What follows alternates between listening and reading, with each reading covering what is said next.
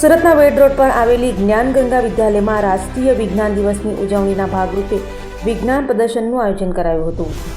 સુરતની શાળામાં વિવિધ દિવસની ઉજવણી કરાતી હોય છે, ત્યારે સુરતના વેડ રોડ પર આવેલી જ્ઞાનગંગા વિદ્યાલયમાં સોમવાર 23 ફેબ્રુઆરીના રોજ રાષ્ટ્રીય વિજ્ઞાન દિવસની ઉજવણીના ભાગરૂપે વિજ્ઞાન પ્રદર્શનનું આયોજન કરવામાં આવ્યું હતું।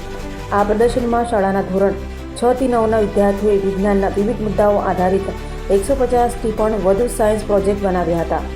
આજના આ પ્રદર્શનમાં વિદ્યાર્થીઓએ ભૌતિક વિજ્ઞાન, રસાયણ વિજ્ઞાન, ઇલેક્ટ્રોનિક, પર્યાવરણ, ખેતી, પ્રદૂષણ, સૌર ઉર્જા, ટ્રાફિક નિયમન, સ્માર્ટ સિટી, ચંદ્રયાન, અવકાશ વિજ્ઞાન, હાઇડ્રોપોનિક્સ ખેતી, વરસાદી પાણીનો સંગ્રહ, વેસ્ટ વોટર ટ્રીટમેન્ટ પ્લાન્ટ વગેરે વિષયો પર સુંદર મજાના પ્રોજેક્ટ બનાવ્યા હતા।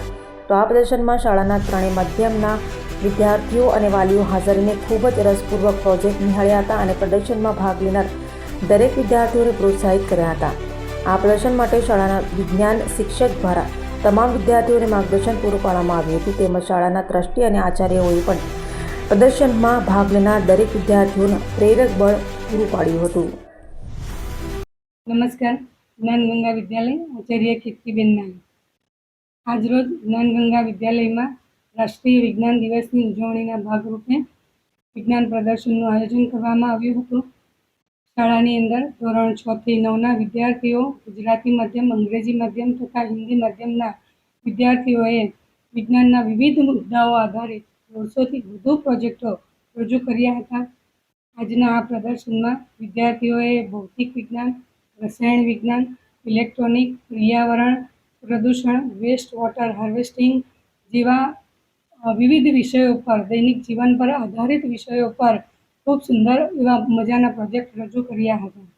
આ પ્રદર્શનમાં ત્રણેય માધ્યમના વાલીઓએ પણ ખૂબ ઉત્સાહપૂર્વક ભાગ લઈને વિદ્યાર્થીઓને પ્રોત્સાહન પૂરું પાડ્યું હતું।